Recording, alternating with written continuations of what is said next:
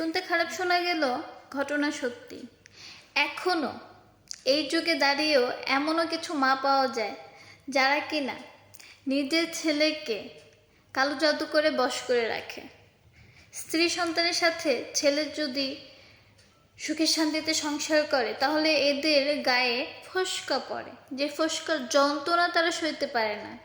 কিন্তু ছেলেকে তার স্ত্রীর কাছ থেকে দূরত্ব তৈরি করার জন্য এমনভাবে কালো জাদু করে যেটার জন্য ছেলে তার স্ত্রীকে ভুলে যায়। বছরের পর বছর, মাসের পর মাস, দিনের পর দিন তার স্ত্রী কোথায় আছে, কিভাবে আছে, কোনো রকম খোঁজ খবর নেয় না। তো এই ধরনের মারা তাদের নিজের ছেলেকে, নিজের সন্তানকে কালো জাদু করতে বিন্দু পরিমাণ ভাবে না যে আমি মা হয়ে কিভাবে এটা করছি।